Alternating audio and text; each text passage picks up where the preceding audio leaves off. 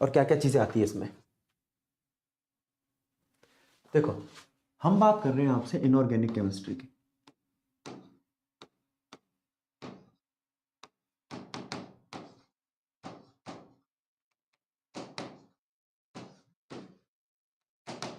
Inorganic chemistry में क्या क्या चीजें आती है बेटा आपकी?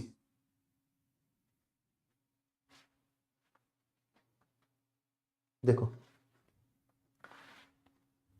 सबसे पहली चीज आ जाती है बेटा तुम्हारी शेल सब शेल वाली चीज। ये आपको लेसन नंबर 2 में देखने को मिलती है, केमिस्ट्री 11। क्या क्या चीजें जरा ध्यान दो।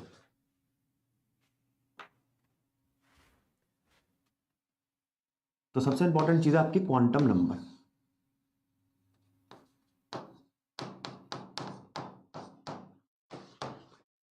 कितने क्वांटम नंबर हैं और कैसे कैसे काम करते हैं उस पर ध्यान देंगे, ठीक है। तो हमारे पास क्वांटम नंबर 4 है। इसका मतलब क्या है? इसका मतलब है कि एड्रेस ऑफ इलेक्ट्रॉन क्या है, इलेक्ट्रॉन का बेसिकली पता क्या है, ठीक है। तो हमारे पास 4 क्वांटम नंबर कौन से आते हैं? शेल, सब शेल, ऑर्बिटल और ओरिएंटेशन ऑफ इलेक्ट्रॉन।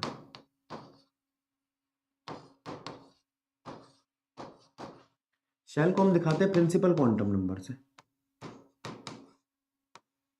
प्रिंसिपल मतलब यहां पे मेन क्वांटम नंबर, ठीक है। इसको n से दिखाया जाता है और n की वैल्यू हो सकती है 1 2 3 7 तक।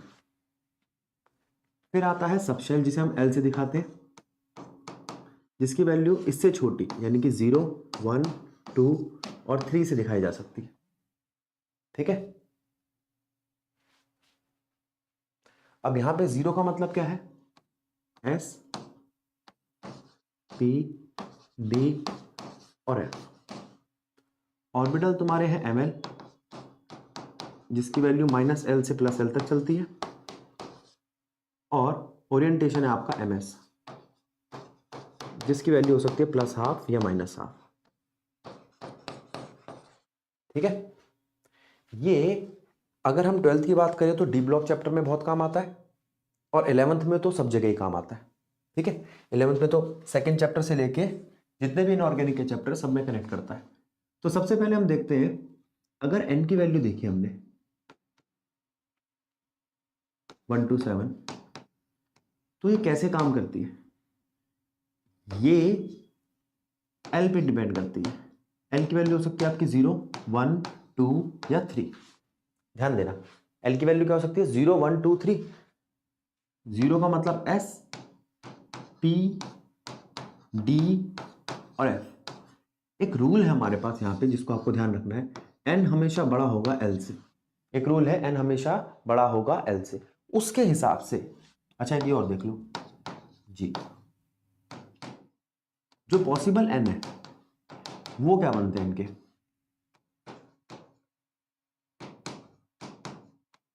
पॉसिबल n की वैल्यू क्या हो सकती है 0 के हिसाब से?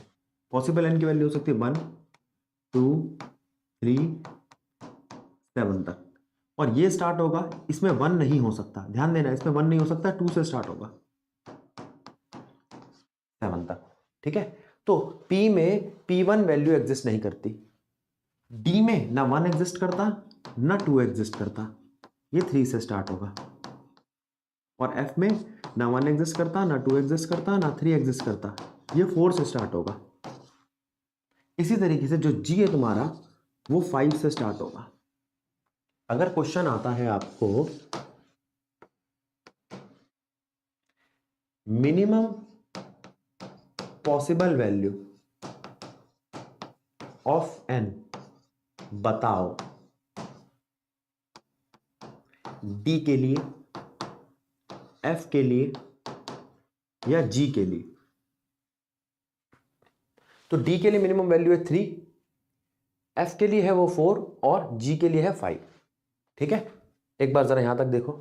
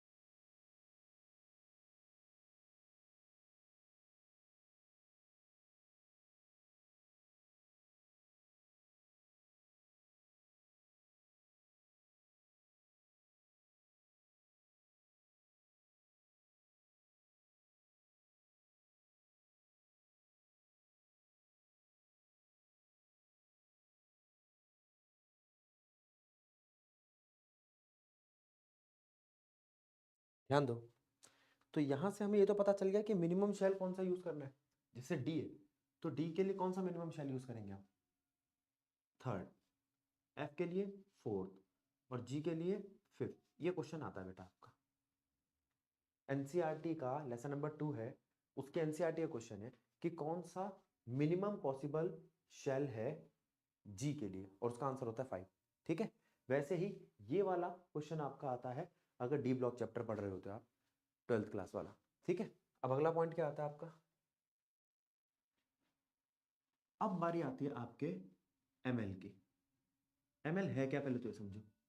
एमएल है आपके ऑर्बिटल्स, और ऑर्बिटल्स कैसे काम करते हैं देखो। ऑर्बिटल्स की वैल्यू क्या क्या हो सकती है, ये डिपेंड करती है एल पे। ऑर्बिटल की वैल्यू -L से +L तक हो सकती है। एल की वैल्यू हो सकती है 0 1 2 3 4। तो उसी के हिसाब से इसकी वैल्यू होगी 0 -1 0 +1 -2 -1 0 +1 +2 फिर 3 -3 -2 -1 0 +1 +2 +3 और फिर ये -4 से लेके +4 तक। ध्यान दो, अगर मैं बात करता हूं आपसे एस सब शेल की, तो उसके अंदर कितने ऑर्बिटल्स आएंगे? सिर्फ एक। एस सब शेल के अंदर कितने ऑर्बिटल्स आएंगे? एक। अगर मैं आपसे बात करता हूं पी सब शेल की, पी सब शेल में कितने ऑर्बिटल्स आएंगे? 3। डी सब शेल में कितने ऑर्बिटल्स आएंगे?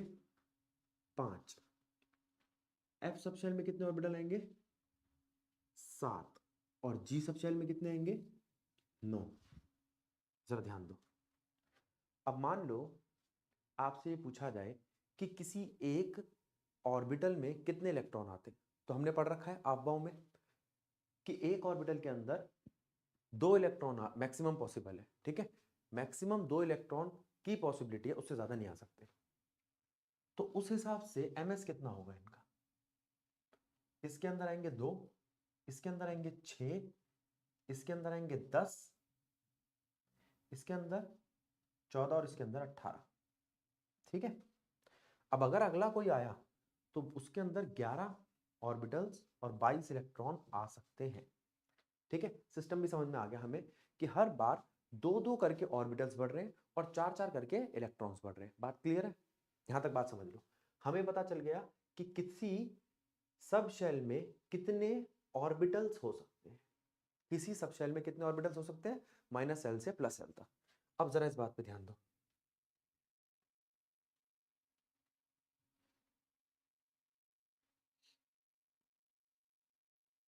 डी सब शेल में कितने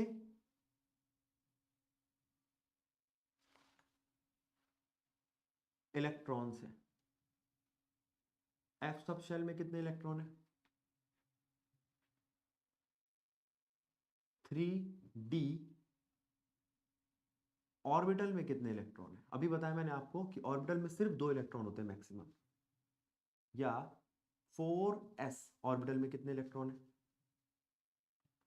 एक क्वेश्चन और, 5f शेल में कितने इलेक्ट्रॉन है? तो क्या ध्यान रखोगे आप, किसी भी शेल में कितने इलेक्ट्रॉन होते हैं? शेल के अंदर इलेक्ट्रॉन होते हैं 2n²। ऑर्बिटल में होते हैं सिर्फ 2 हर बार। सब शेल में डिपेंड करता है। सब शेल में कैसे डिपेंड करता है? एस में 2, पी में 6, डी में 10 और एफ में 14। अब इस बात को समझो और नोट करो।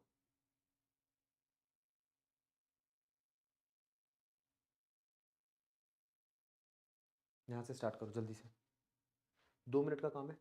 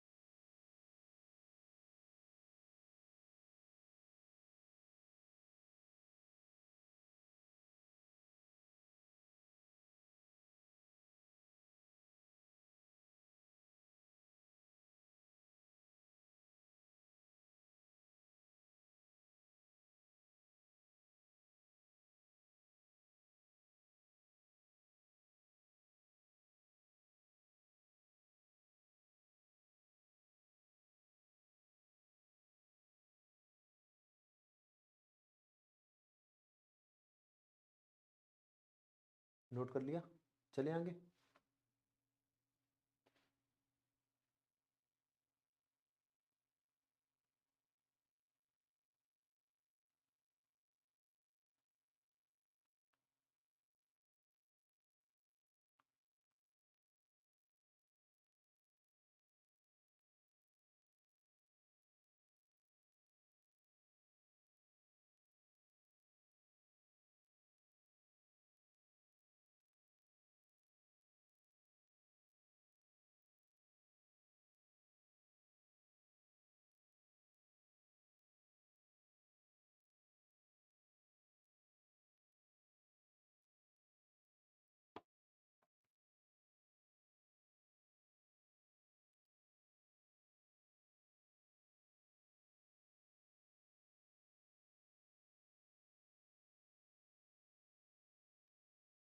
जल्दी नोट करो बेटा।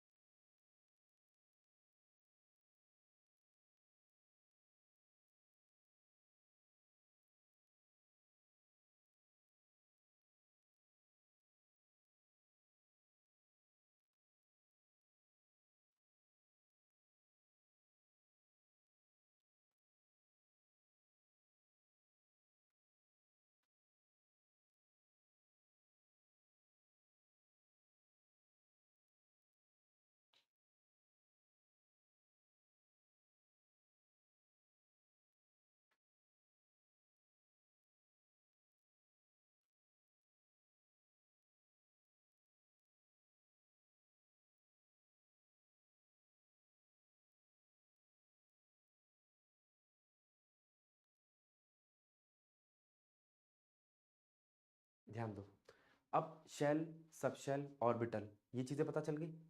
अब बारी आती है कि हम इलेक्ट्रॉन को भरे कैसे और किस में भरे। तो पहले तो सबसे हमारे पास 3 रूल्स आते हैं। सबसे पहला रूल आता है पॉली का, पॉलीज एक्सक्लूशनरी प्रिंसिपल। ये क्या कहता है कि अगर आप बात करते हो किसी एक ऑर्बिटल की, तो उस एक ऑर्बिटल में मैक्सिममली 2 इलेक्ट्रॉन आ सकते हैं, और वो दोनों इलेक्ट्रॉन भी उल्टे होंगे। यानी कि एक होगा अप एरो तो एक डाउन एरो, एक होगा क्लॉकवाइज तो एक होगा एंटी क्लॉकवाइज, एक होगा प्लस हाफ तो एक होगा माइनस हाफ। अब यहां पे बहुत सारे क्वेश्चन आ जाते हैं। सबसे पहला क्वेश्चन, प्लस हाफ कितने इलेक्ट्रॉन होंगे?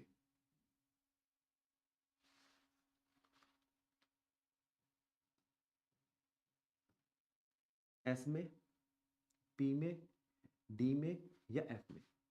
देखो, एस के अंदर टोटल 2 इलेक्ट्रॉन होते हैं, आधे होते हैं प्लस हाफ के और आधे होते हैं माइनस हाफ के। ऐसी पी में आधे होते हैं प्लस हाफ के और आधे होते हैं माइनस हाफ के। बस, ठीक। एक बात समझ में आई? अगर मैं आपसे बात करूं कि सिर्फ प्लस हाफ वाले कितने इलेक्ट्रॉन हैं, तो जितने भी उसमें पॉसिबल इलेक्ट्रॉन्स आते हैं मैक्सिमम उसके हाफ, क्योंकि बाकी हाफ कौन से होंगे? माइनस हाफ वाले। अब अगला क्वेश्चन आता है ये कई बार क्वेश्चन देखा आपने एनसीईआरटी में।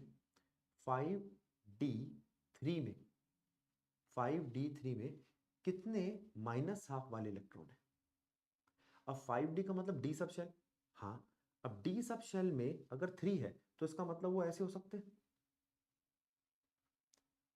या ऐसे हो सकते हैं, एक जैसे होंगे वो। ये हुंस का रूल अभी आएगा। तो आप कहोगे इसके पास माइनस हाफ वाले या तो 3 हो सकते हैं या 0 हो सकता है। ध्यान दो, या तो तीनों के तीनों माइनस हाफ वाले होंगे या एक भी नहीं होगा। क्वेश्चन समझ में आया? अच्छा, अब बात आती है दूसरे रूल की, वो है आफ्बाउ रूल। आफ्बाउ रूल क्या कहता है? आफ्बाउ रूल कहता है इलेक्ट्रॉन भरने का एक तरीका है। वो तरीका क्या है मैं आपको बताता हूं। जब हम इलेक्ट्रॉन फिल करते हैं तो इलेक्ट्रॉन फिल करते वक्त हम ये देखते हैं कि n प्लस एल क्या है। n प्लस एल क्या भैया? एनर्जी। उस ऑर्बिटल की एनर्जी क्या है ये चेक करते हैं। ठीक है, तो पहले हम मिनिमम एनर्जी वाला भरते हैं, फिर धीरे धीरे धीरे मैक्सिमम, फिर उसके बाद बढ़ते जाते हैं। ठीक है, तो जैसे 1s की बात करें तो इसका n प्लस एल क्या है? इसका n है 1 और l है 0, ये इसका n प्लस एल है। फिर इसके बाद बारी आती है 2s की। ठीक है, तो 1 से बड़ा है 2 इसलिए बाद में भरा। फिर उसके बाद बारी आती है 2p की।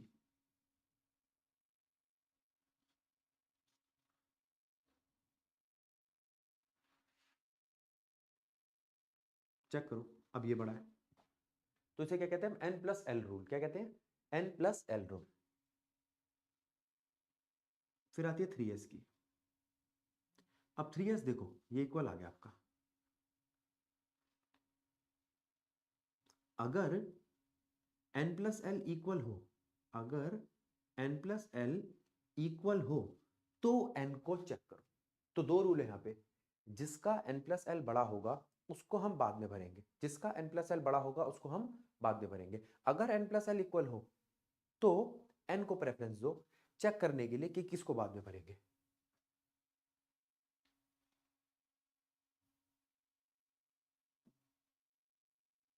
यहां ध्यान दो, 3 प्लस 1 यानी कि 4, ये बड़ा है इससे। 4 प्लस 0 इक्वल है इसके, लेकिन इसका n बड़ा है, इसमें इसका n बड़ा है। चेक करो,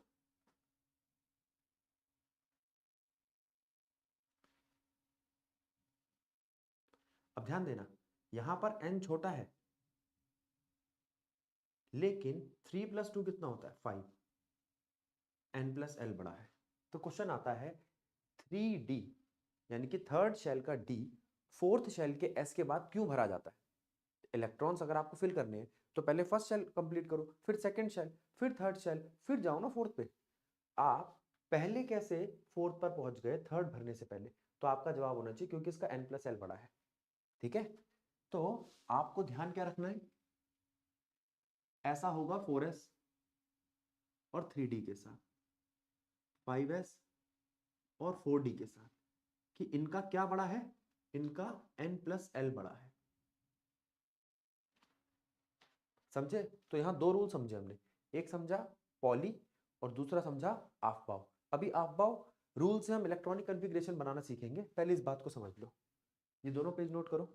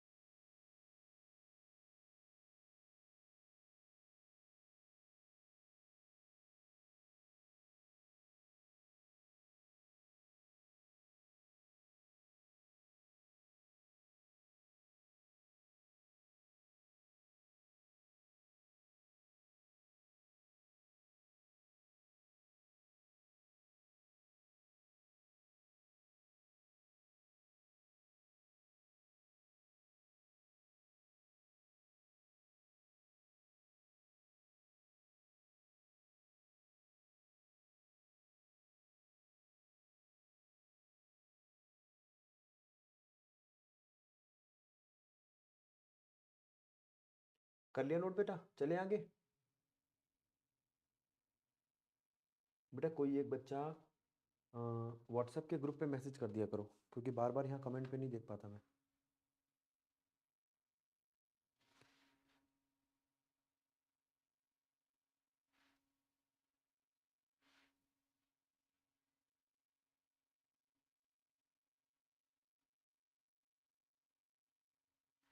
चलो बोर्ड पे ध्यान दो। तो यहाँ पे हमें अफबाउ का रूल समझ आया। अब हम चलाएंगे इससे electronic configuration.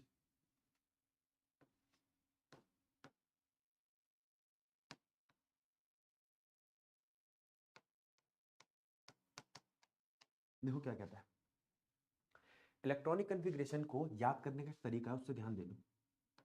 School, school, public school, public school, ठीक है।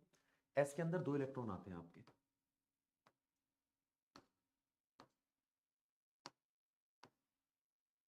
Delhi public school, Delhi public school, फिर F D P S, F D P S. एक चीज तो समझ में आ गई, हम एक चीज को बार बार रिपीट कर रहे हैं, ठीक है। हर चीज को 2 बार बोल रहे हैं। जैसे स्कूल, स्कूल एक बार बोला, ठीक है। फिर पब्लिक स्कूल, पब्लिक स्कूल एक बार बोला। फिर Delhi public school, Delhi public school एक बार बोला। फिर एफडीपीएस, एफडीपीएस एक बार बोला, ठीक है। अब इसको हमने स्टार्ट कर दिया, एस स्टार्ट होता है 1 से।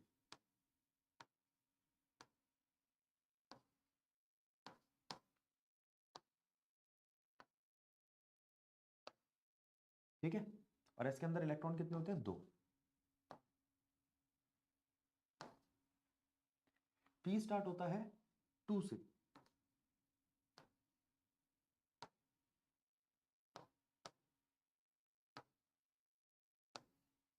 डी स्टार्ट होता है 3 से।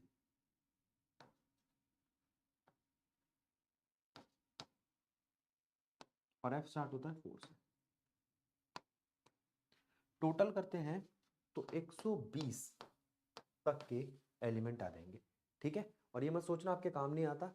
अभी जेई का पेपर हुआ था, जो माहिर वाला बैच था, उसके अंदर सिर्फ इलेक्ट्रॉनिक कॉन्फ़िगरेशन पे क्वेश्चन पूछा था कि कौन सा ग्रुप होगा, कौन सा पीरियड होगा, प्रेडिक्ट करो पोजीशन। शायद 100 उसका नाम था अन अन अन, 111वां एलिमेंट था, ठीक है। अन अन अन एम। तो अब इसके सारे इलेक्ट्रॉन्स काउंट करते हैं हम।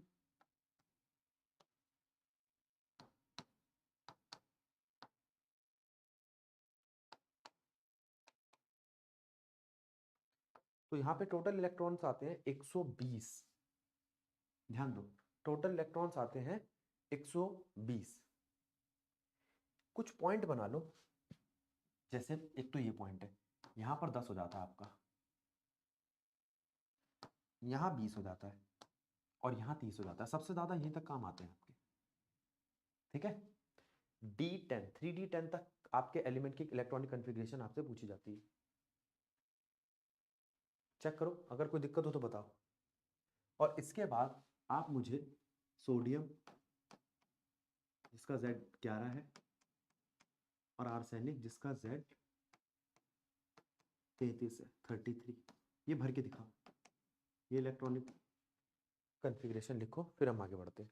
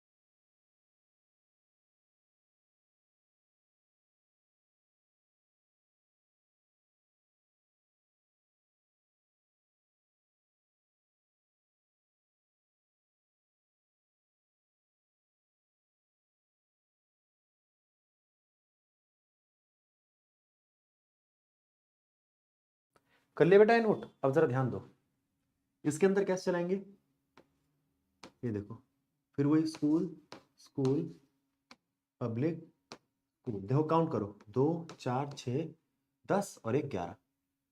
एस स्टार्ट होता है 1 से, टी स्टार्ट होता है 2 से। ऐसे इसमें चलाया हमने, school school public school public school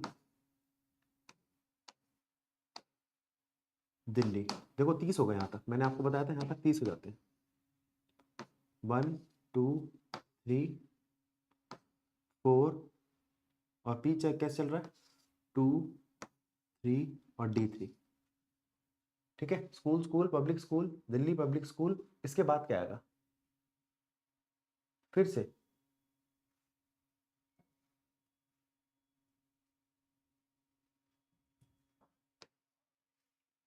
four P three, इस बात को पकड़ो, 4P3, एक की कॉन्फ़िगरेशन 4P3 पे खत्म हो रही है और एक की कॉन्फ़िगरेशन खत्म हो रही है 3S1 पे। ये इलेक्ट्रॉनिक कॉन्फ़िगरेशन किस किस काम आती है अभी बताऊंगा, पहले आप इस चीज को समझ लो। ठीक है, ये एक है आर्सेनिक और एक है सोडियम, और उसके बाद हम बात करेंगे आयंस की।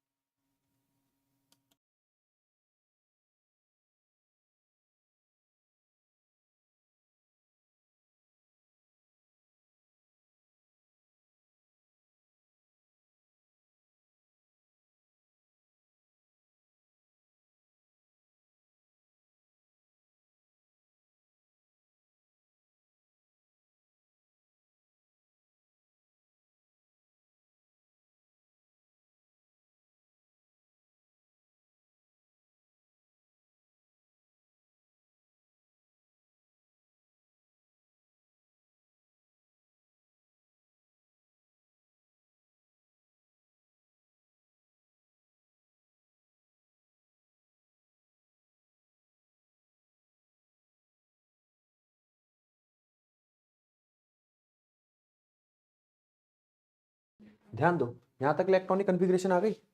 अब बारी आती है आयंस की। अब आप देखो आयंस होते क्या है, हमारे पास दो आयंस है, एक तो हो गया पॉजिटिव आयन और एक हो गया नेगेटिव आयन। पॉजिटिव आयन का मतलब इलेक्ट्रॉन लूज किया है, और नेगेटिव आयन का मतलब इलेक्ट्रॉन गेन किया है। तो नेगेटिव आयन में इलेक्ट्रॉन बढ़ जाएंगे और पॉजिटिव आयन में इलेक्ट्रॉन घट जाएंगे, ये बात ठीक है। नेगेटिव आयन में इलेक्ट्रॉन कम हो जाएंगे और पॉजिटिव आयन में इलेक्ट्रॉन बढ़ जाएंगे। ठीक है, अब जरा ध्यान दो, अगर मैंने आपसे कहा क्लोरीन माइनस, जिसका Z है 17, Z17 है, तो इलेक्ट्रॉन कैसे भरेंगे, फिर वही 10 तो यहां तक आ गए, ये 17 हो गया आपका। इसमें एक इलेक्ट्रॉन बढ़ा है, क्यों बढ़ा है, क्योंकि नेगेटिव आयन है। इस बात पे ध्यान दो, नेगेटिव आयन में एक इलेक्ट्रॉन बढ़ जाता है। ठीक, अगर मैं आपसे बात करूं किसी पॉजिटिव आयन की, जैसे एल्यूमिनियम,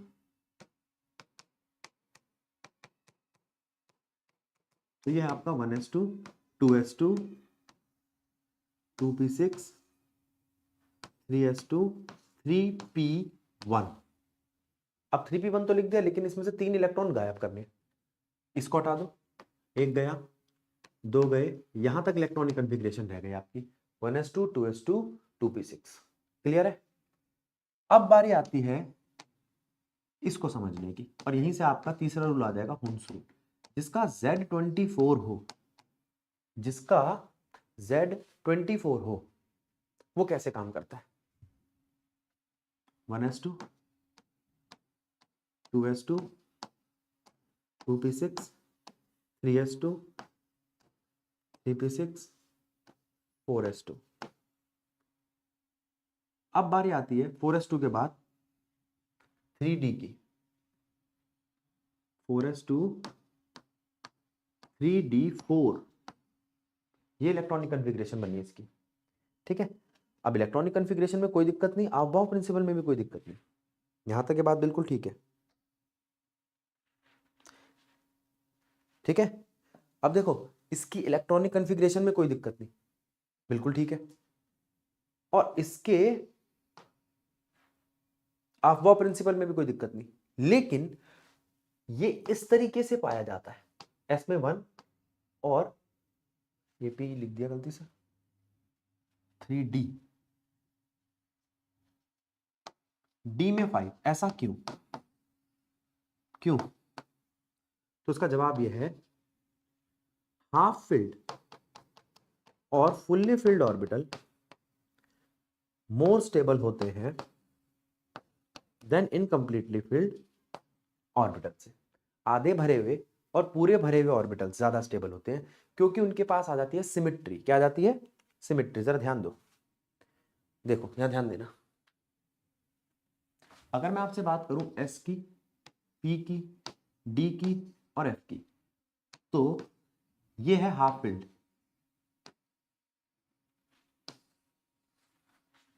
ये हाफ फील्ड है। इनके पास एक खास बात है, सिमेट्रिक है। हाफ फील्ड का मतलब सिमेट्रिक। ऐसे इसको देखो, 1 2 3 4 5 6 7, ठीक है, ये हाफ फील्ड है। हाफ फील्ड मतलब सिमेट्रिक। फुल्ली फील्ड का मतलब भी यही है, ये फुल्ली फील्ड है।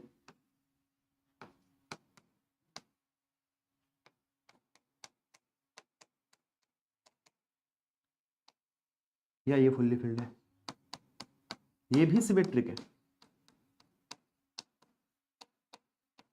एक बात और आती है, एक्सचेंज एनर्जी। ये कितनी एनर्जी को एक्सचेंज कर सकते हैं? तो अगर मैं एग्जांपल लेता हूं डी का, और उसमें हाफ फील्ड है, तो हाफ फील्ड में जो पहला इलेक्ट्रॉन है वो अपने आप को 4 जगहों पे एक्सचेंज कर सकता है। दूसरा इलेक्ट्रॉन, पहला तो फिक्स हो गया, तो उसके पास तो जाएगा नहीं दूसरा इलेक्ट्रॉन, दूसरा इलेक्ट्रॉन जाएगा आगे, वो अपने आप को 3 जगहों पे शिफ्ट कर सकता है। यहां 4, यहां 3, एक्सचेंज कर सकता है। तीसरा इलेक्ट्रॉन,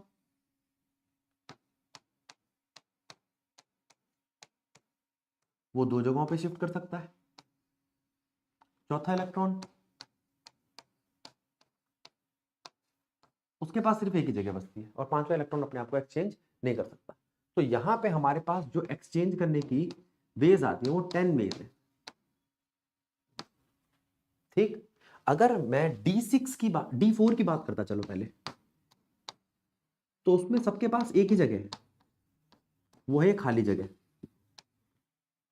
तो ऐसा हो सकता है ये आके बैठ जाए, ये आके बैठ जाए, ये आके बैठ जाए, या ये आके बैठ जाए।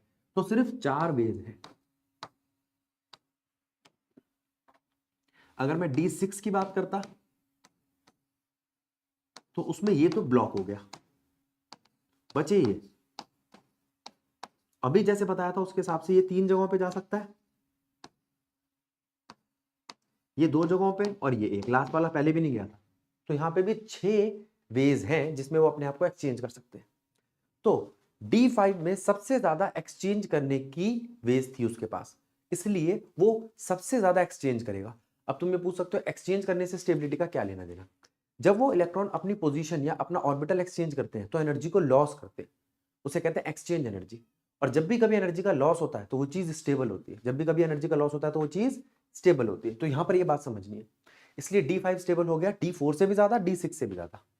तो आप कहोगे कि हाफ फील्ड और फुल्ली फील्ड, हाफ फील्ड और फुल्ली फील्ड ऑर्बिटल्स ज्यादा स्टेबल होते हैं इनकम्प्लीटली फील्ड से।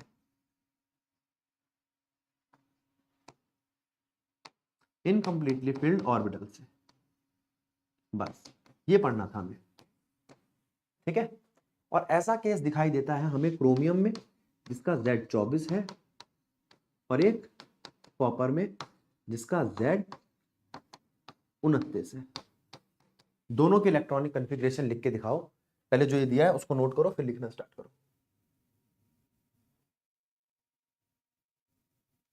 यहां तक हो गया था हमारा, यहां से स्टार्ट करो आयन से। 5 मिनट का टाइम दे रहा हूं, जल्दी करो।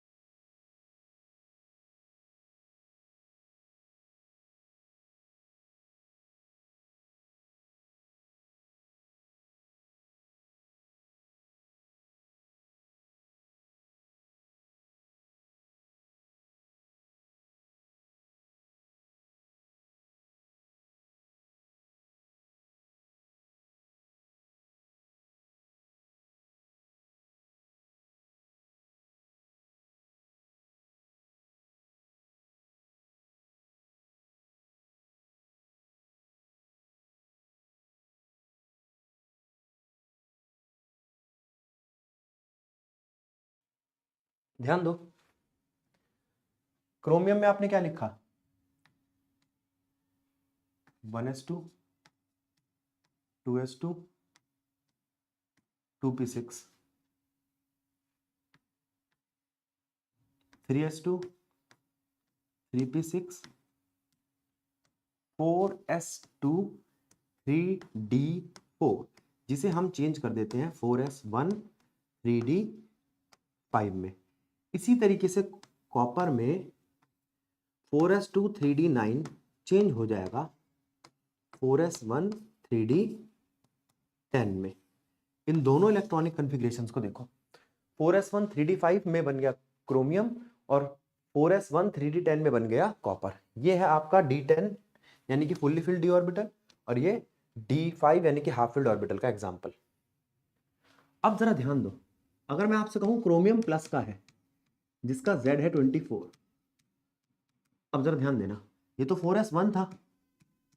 अब बच्चे कहते हैं भैया किस में से इलेक्ट्रॉन निकाले, इसमें से या इसमें से? तो आप मुझे बताओ लास्ट शेल कौन सा है, लास्ट शेल 4s है या लास्ट शेल 3d है? तो भाई लास्ट शेल तो 4s ही है, तो ये हो जाएगा आपका 3d5 4s0। यहां ये मत सोचना कि भैया वो पीछे वाला क्यों ले लिया, पीछे वाला नहीं, हम लास्ट शेल में से इलेक्ट्रॉन निकालते हैं। इसी तरीके से अगर मैं कॉपर की बात करूं तो वो 4s1 में से इलेक्ट्रॉन छोड़ेगा और बन जाएगा 3d10 4s0। बहुत इंपॉर्टेंट है दोनों एग्जांपल, ध्यान दे लो, ठीक है। अगर मैं क्रोमियम में से और इलेक्ट्रॉन निकालू जैसे 3, या कॉपर में से और इलेक्ट्रॉन निकालू जैसे 3, तो वो क्या बनेंगे आगे जाके? पहले वो अपना 4s का एक इलेक्ट्रॉन छोड़ेंगे, उसके बाद 3d में से अभी 2 और छोड़ने हैं, तो 3d5 में से 2 और गए तो 3d3, ऐसे यहाँ पे 4s0 और 3d10 में से 2 इलेक्ट्रॉन और गए तो 3d8। जरा ध्यान दो, अब इस बात को समझो, हमें नॉर्मल इलेक्ट्रॉनिक कॉन्फ़िगरेशन आ गई, हुंस रूल के हिसाब से हाफ फील्ड और फुल्ली फील्ड की स्टेबिलिटी की इंपॉर्टेंस समझ में आ गई। तीसरा, हम जब किसी को आयन बनाते हैं तो इलेक्ट्रॉन देते किसको और निकालते किसको है? देते हुए कभी कोई दिक्कत नहीं आती, लास्ट शेल दिखाई दे रहा होता है उसी में इलेक्ट्रॉन देने, लेकिन निकालते वक्त अगर लास्ट शेल ना हो, और ये ज्यादातर डी ऑर्बिटल के एलिमेंट्स के साथ ही होता है, तो ध्यान रखना कि लास्ट शेल है या लास्ट शेल नहीं है। लास्ट शेल नहीं है तो आप लास्ट शेल में से इलेक्ट्रॉन निकालेंगे, 3d में से नहीं, ठीक, इसको नोट करो।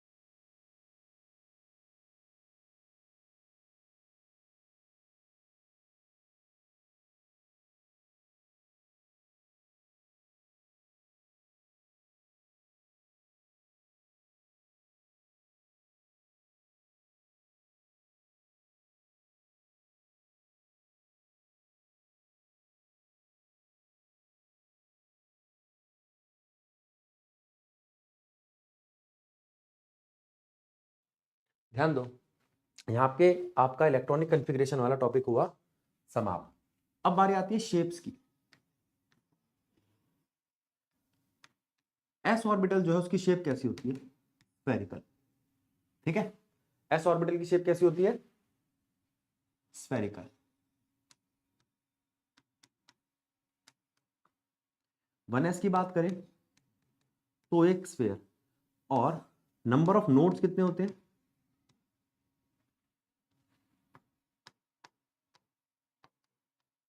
n-1, यानी कि 1s में नंबर ऑफ नोड्स कितने होंगे? 0। 2s की बात करें तो एक शेल, एक नोड, एक और शेल, ठीक है। तो यहां पे नंबर ऑफ नोड्स कितने हुए?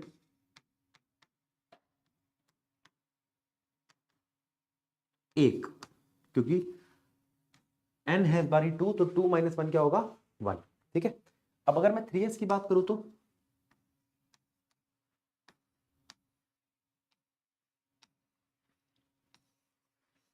तो नंबर ऑफ नोड्स आएंगे 2। चेक करो, तो इसमें नंबर ऑफ नोड्स है 1, इसमें नंबर ऑफ नोड्स है 2 और उसमें नंबर ऑफ नोड्स है 3। नंबर ऑफ नोड्स किस काम आते हैं? नोड का मतलब वो होता है जहां पर इलेक्ट्रॉन नहीं पाए जाते, नो एनर्जी जोन कह लो इसको आप, जहां पे एनर्जी नहीं होती इसलिए इलेक्ट्रॉन नहीं होता, ठीक है। और स्फेयर से दिखाया जाता है आपका 1s 2s 3s। अब बात करता हूं मैं पी की। पी कैसे दिखाया जाता है? पी में ना एस की तरह एक ऑर्बिटल नहीं है, ज्यादा ऑर्बिटल्स है। कितने ऑर्बिटल्स है? 3। P X, P Y, P Z. अब एक्स वाई जेड एक्सिस में हमने इसको बांट दिया। और पी की शेप कैसी होती है? Dump bell. कैसी शेप होती है? Dumbbell. ध्यान दो, अब ये डंबल कहां लग सकता है? एक्स एक्सिस में, ये बना आपका पी एक्स। वाई एक्सिस में ये बना आपका पी वाई, या जेड एक्सिस में ये बना आपका पी जेड। तो हमारे पास पी की 3 शेप आई है, X axis, Y axis, Z axis, ठीक है। और इस तरीके से वो अपने ही एक्सिस पे डंबल की तरह दिखाई देते हैं। लेकिन अगर मैं पूरा पी मांगू आपसे तो वो एक्स वाई जेड ऐसे दिखाई देंगे, 1 2 और 3। एक्स वाई जेड तीनों के तीनों पी पे दिखाई दे रहे हैं, ठीक है। एक एक्स पे, एक वाई पे, एक जेड पे, और ये बन गया आपका पूरा पी सबशेल। समझो।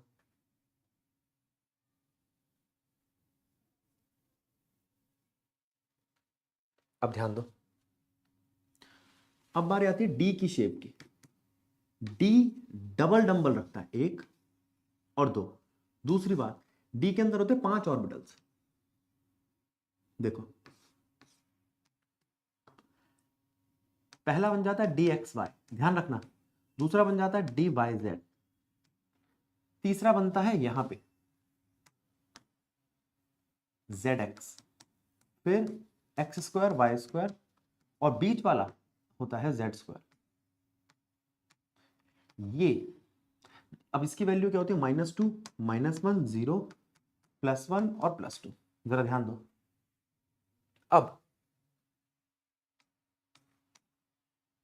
अब बारी आती है इनकी शेप की।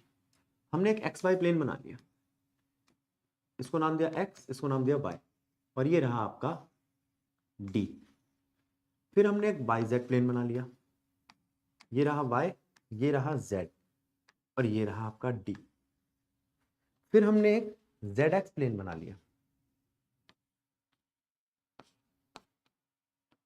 ये रहा आपका D X Y, D Y Z, और डी जेड एक्स। अब बारी आती है D X square Y square की। एक्स स्क्वायर वाई स्क्वायर को हम एक्स पे ओवरलैप कर देंगे, एक्स पे और वाई पे ओवरलैप कर देंगे, बन गया आपका D X square Y square. और डी जेड स्क्वायर ऐसा होता है जिसको सिर्फ जेड पे बनाया जाता है, डी जेड स्क्वायर, ठीक है। एफ की कोई फिक्स शेप नहीं होती, हाँ, लेकिन एफ ऑर्बिटल जो होता है उसके 7 ऑर्बिटल्स को नाम दिया जाता है इसी तरीके से जिस तरीके से डी के ऑर्बिटल्स को दिया गया, ठीक है। लेकिन इसकी कोई पर्टिकुलर शेप नहीं होती। आ जाओ, नोट करो इसको।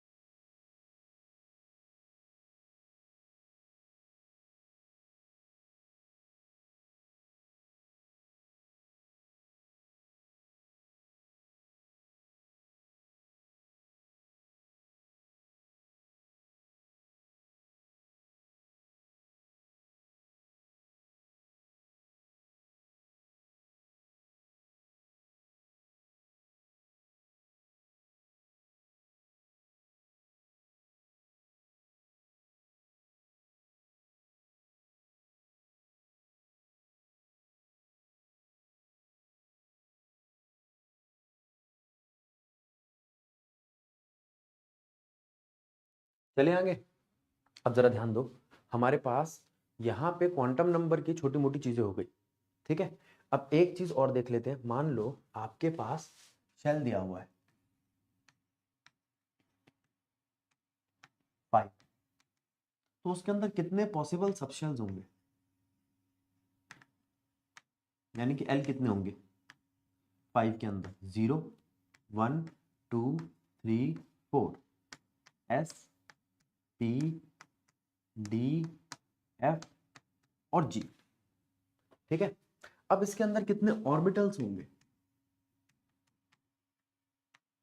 ऑर्बिटल जिसे हम दिखाते हैं ml से, तो इसके अंदर होगा 1, इसके अंदर होंगे 3, इसके अंदर होंगे 5 और इसके अंदर होंगे 7 और इसके अंदर होंगे 9।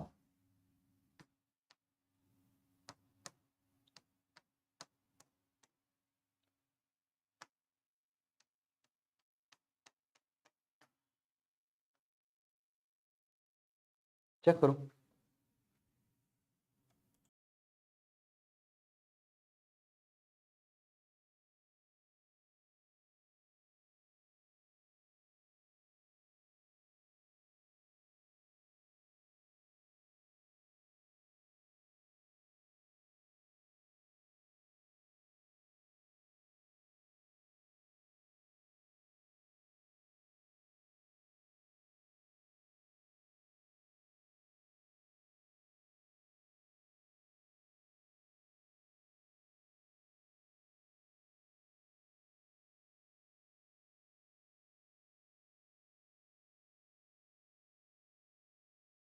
अब बारी आती है इसमें इलेक्ट्रॉन्स कैसे फिल करोगे आप।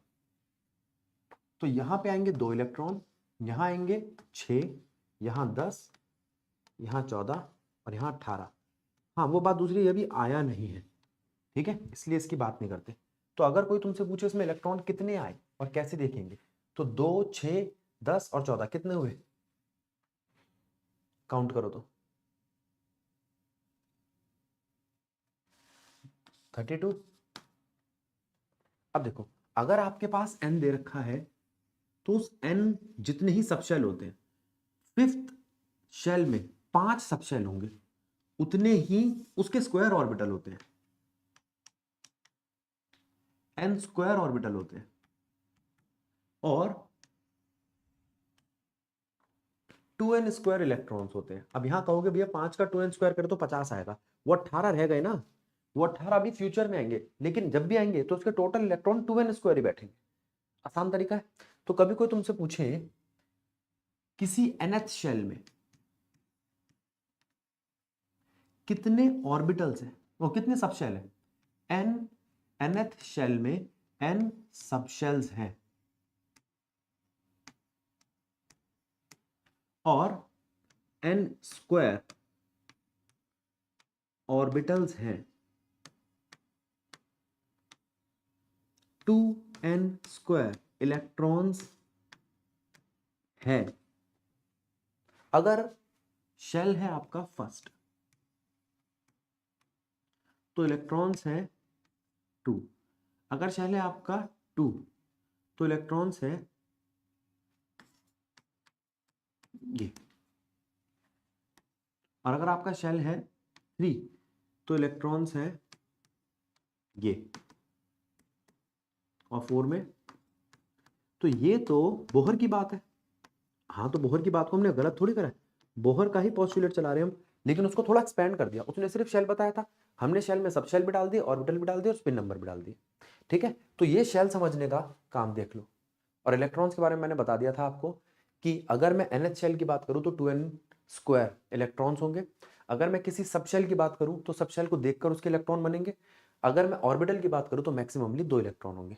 तो हमने इलेक्ट्रॉन भी सीख लिए और शेल सब शेल कितने होते हैं वो भी सीख लिए। देख लो एक बारी। इसके बाद हम बात करेंगे पोजीशन की। अगर मैं आपसे बात करूं कि पीरियोडिक टेबल में पोजीशन क्या है किसी एलिमेंट की, तो वो कैसे पता चलेगा? पीरियोडिक टेबल में किसी एलिमेंट की पोजीशन पता चलती है उसकी इलेक्ट्रॉनिक कॉन्फ़िगरेशन से, और उसके लास्ट इलेक्ट्रॉन किस सबशेल, किस शेल और किस ऑर्बिटल में जाके बैठे हैं इससे। देखो अगर आपको ब्लॉक पता लगाना है तो बहुत आसान है, एस पी डी एफ। अगर मान लो किसी के एंड में एस आ रहा है तो वो एस ब्लॉक का है, पी आ रहा है तो पी ब्लॉक का है, लास्ट इलेक्ट्रॉन एंटर कर रहा है, डी आ रहा है तो डी ब्लॉक का है, और एफ आ रहा है तो एफ ब्लॉक का है। अब अगर मैं आपसे बात करूं ग्रुप की, तो एस के लिए number of electron he equal है नंबर ऑफ ग्रुप के, पी के लिए 12 plus number of electron number of group के इक्वल है, डी के लिए 2 plus number of electron number of group के, और एफ के लिए हमेशा थर्ड ग्रुप। ठीक है। अगर मैं आपसे बात करूं पीरियड की, तो एस और पी का पीरियड होता है nth, डी का होता है n+1, और एफ का होता है n+2। ध्यान दो, अब अगर मैं यहां पे कुछ एलिमेंट लेता हूं जैसे क्रोमियम जिसका Z24 है और वो जाके रुकता है 4s2 3d4 में। अब ये मत कहना इसको 3d5 करो, मुझे अभी प्रिडिक्ट करना है ना ग्रुप, तो इसको यही छोड़ो नॉर्मल जो आप वाव से भरा जाता है। एल्यूमिनियम जिसका Z है 13 और ये जाके रुकता है 3p1 पे, और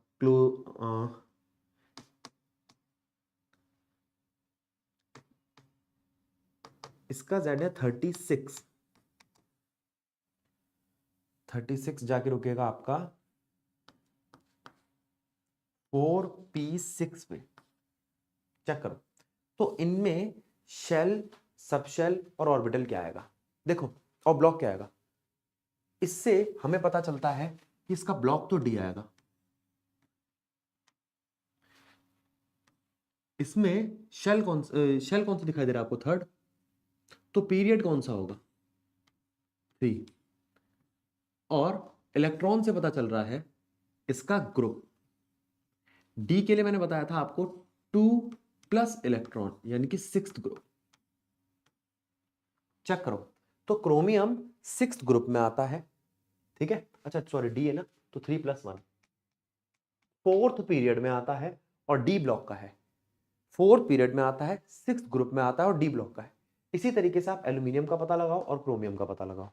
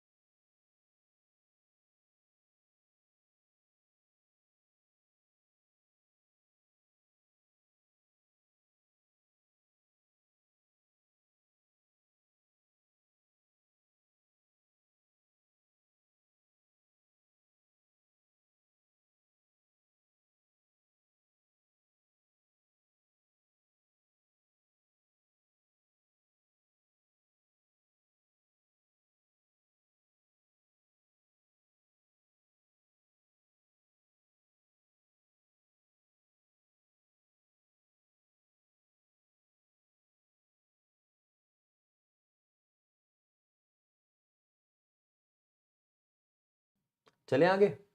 देखो अब अगर मैं इसकी बात करूं 3p1 की, तो ब्लॉक कौन सा है?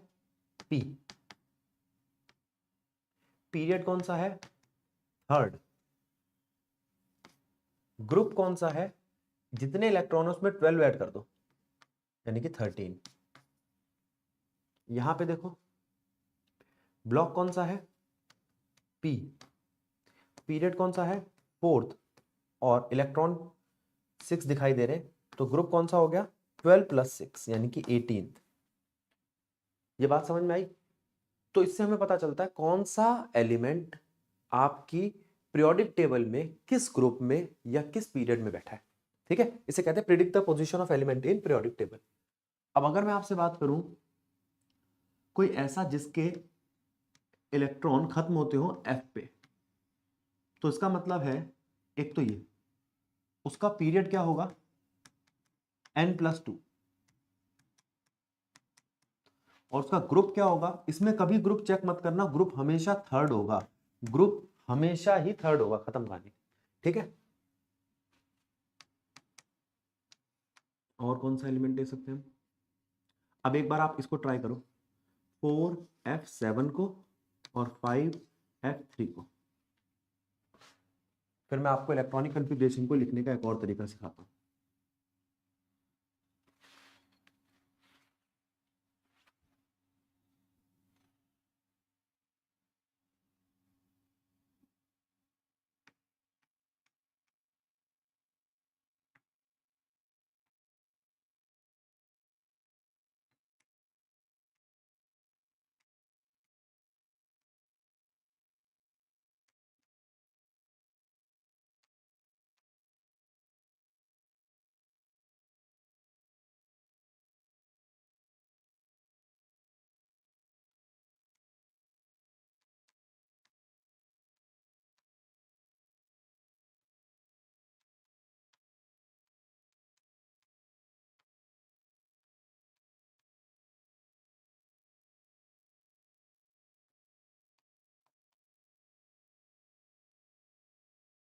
देखो अगर मैं आपसे इलेक्ट्रॉनिक कॉन्फ़िगरेशन की बात करूं, तो एक लाइन जहां पे आपकी पीरियोडिक टेबल की खत्म होती है, फर्स्ट लाइन, वो है हीलियम। हीलियम आता है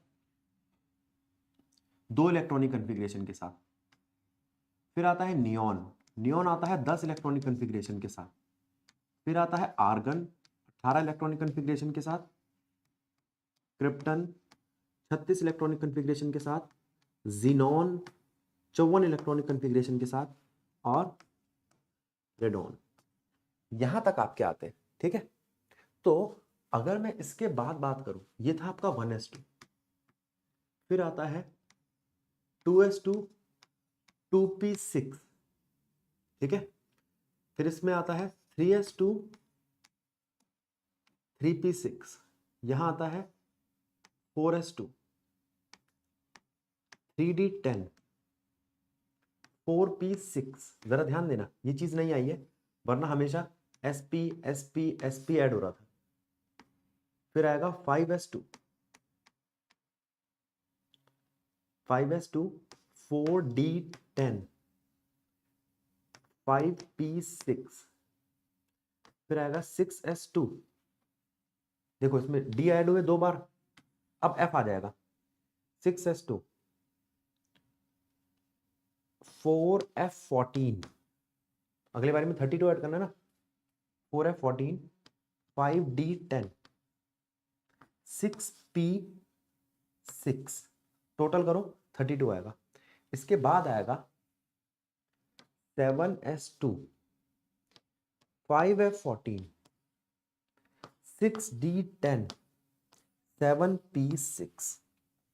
ठीक है, अब इससे मैं इलेक्ट्रॉनिक कॉन्फ़िगरेशन को लिख सकता हूं helium, neon, argon, krypton, xenon और रेडॉन की फॉर्म में। ठीक है, ये बहुत इंपॉर्टेंट है। तो अगर आपको इस वाले तरीके से इलेक्ट्रॉनिक कॉन्फ़िगरेशन लिखनी हो तो लिख के दिखाओ। एल्यूमिनियम की, जिसका Z है 13। फिर आएगा आपका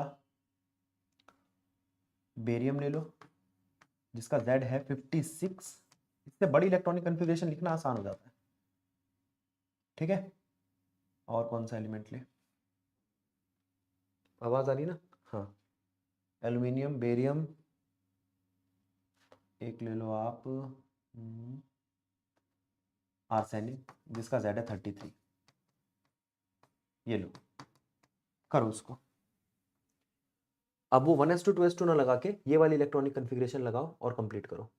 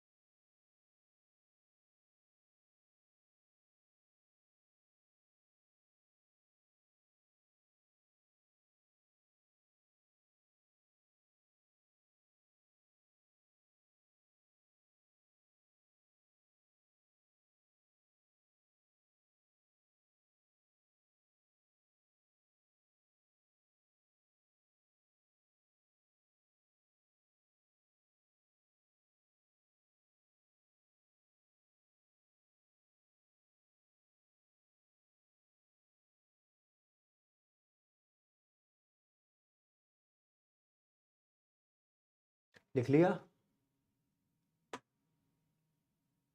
मैं आंसर लिखूं?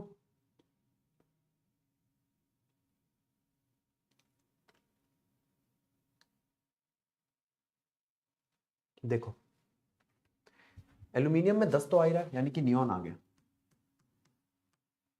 ये देखो ये रहा 10, उसके बाद 3s2 3p1 खत्म। बेरियम 56, 56 में 54 आ गया आपका, यानी कि जिनॉन, और उसके बाद 6s2 खत्म। बेटा जितना भी आपको काम करा रहा हूं ना, कल क्लास होगी उसमें पूछूंगा, और अभी थोड़ी देर का गैप दूंगा मैं आपको, आधे या 1 घंटे का, उसके बाद आपके वो जो डाउट डाल रखे आपने डाउट वाली क्लास लूंगा अभी 7 या 7:30 बजे। आर्सेनिक है आपका 33, तो ये आएगा आर्गन के बाद, आर्गन का मतलब 18, फिर 4s2 20 3d10 30 4p3, चेक करो।